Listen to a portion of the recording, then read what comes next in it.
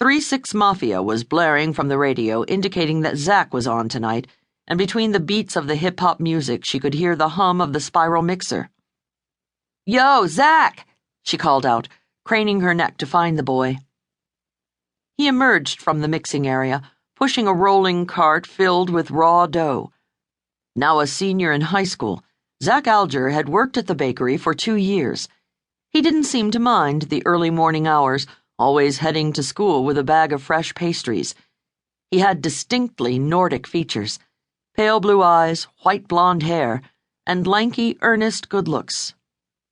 "Is anything wrong?" he asked. "Couldn't sleep," she said, feeling a bit sheepish. "Is Laura around?" "Specialty loaves," he said, gesturing as he wheeled the tub of dough toward the 6-foot-tall proofing cabinet. Laura Tuttle had worked at the bakery for 30 years, as a master baker for 25. She knew the business even better than Jenny did. She claimed to love the early hours, that the schedule was perfectly suited to her circadian clock. "Well, look who's here," she said, yet she didn't glance up as she spoke. "I had a craving for a kolache." Jenny swished through the rubber-rimmed swinging doors to the cafe, where she helped herself to a cup of coffee and a day-old pastry from the case. Then she returned to the prep area, welcoming the familiar taste but feeling no calmer. Out of habit, she grabbed an apron from a hook. Jenny rarely did the hands-on work.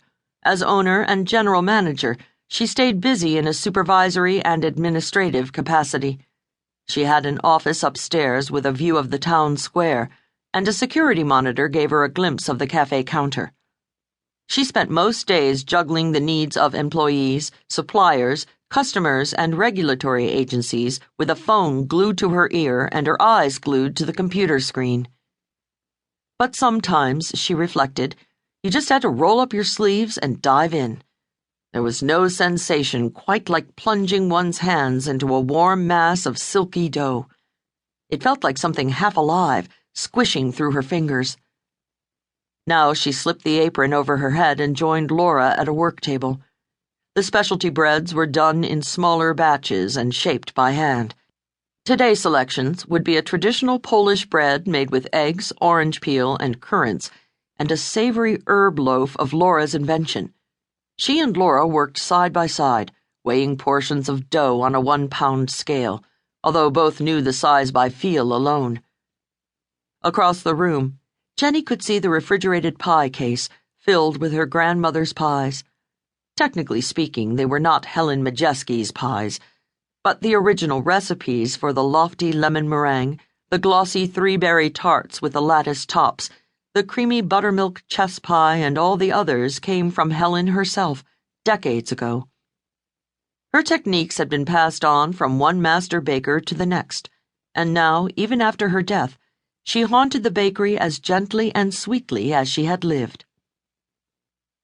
Jenny felt curiously detached from herself as she braided the dough into fat, rounded loaves. She looked at her white, floury hands and could see her grandmother's hands, lifting and turning the dough with a patient rhythm that seemed to come from a place Jenny didn't recognize in herself. The reality of Graham's passing settled in Jenny's bones. It had been 3 weeks, 2 days, and 14 hours. Jenny hated that she knew, practically down to the precise moment, exactly how long she had been alone. Laura kept working, setting each oiled loaf in a pan, one by one. She bobbed her head along with the hip-hop rhythm coming from the radio. She actually liked Zach's music, though Jenny suspected Laura didn't listen too closely to the lyrics. "You miss her a lot, don't you, doll?" Laura asked. She was the kind of person who knew things, like a mind reader. "So much," Jenny admitted. "And here I thought I was prepared. I don't know why I feel shell-shocked. I'm not good at this. In fact, I'm terrible at it. Terrible at mourning the dead and at living alone." She squared her shoulders, tried to shake off the mingling of panic and melancholy. The scary thing was,